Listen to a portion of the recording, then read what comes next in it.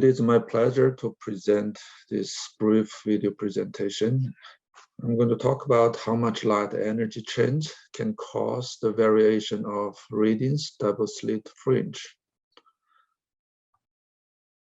So we all know the Radin's this double-slit experiments published about a decade ago and reporting the alteration to the double-slit interference patterns in association with consciousness.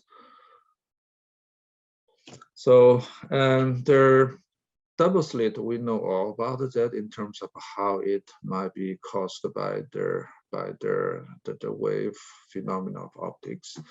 And then this is the standard symmetric double-slit. We would see interference patterns like that. But they observe the interference pattern changes by the Radin was modeled, assumed to be caused by an asymmetry in the light intensity.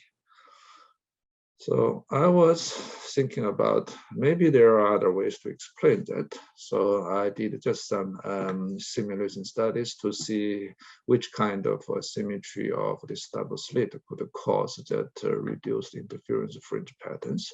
So I tested this other, what if I change the slit width? What if I change the slits, the position, and then this is the changing of the slits intensity as Radin modeled. But what if there is the center wavelength change and then the spectral bandwidth change? So for otherwise, there's symmetric conditions. And so here are the results. So these two are basically physical changes of the slits and the geometrical, the physical dimension, and they cannot get to duplicated observed changes. But over here, if we're talking about the changing some photonic properties, like intensity change as Radin modeled. So over here, yes, so that's basically duplicates what Radin the modeled. But if you change the wavelengths, you can get, no, you don't get there quite easily. But if you change the spectral bandwidth of one slit, you can actually get something very close to what Radin modeled.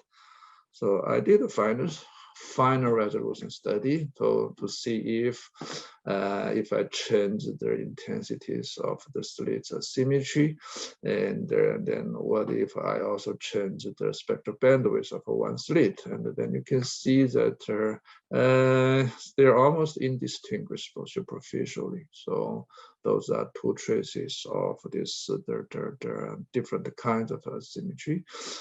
And in terms of energy level needed, so if you want to have 1 to 3 or 3 to 1 energy, the intensity change, and you're going to need about 67% of decrease of the power of one slit. But if you're talking about a slight the broadening of the spectral bandwidth of one slit, and then I estimated based on the Radin's experimental conditions, the spectral bandwidth, the changes could take just about 10,000ths of the total power needed of what Radin modeled to causing the similar level of interference fringe pattern changes.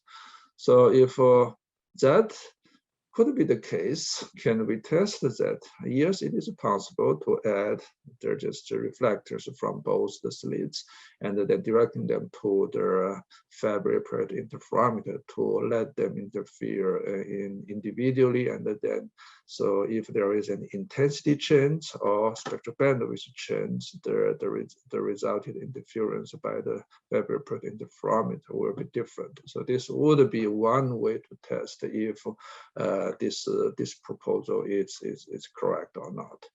So overall, I would like to propose that the intensity change as modeled by Radin was unlikely the physical precursor to the observed effect. Thank you very much. Bye.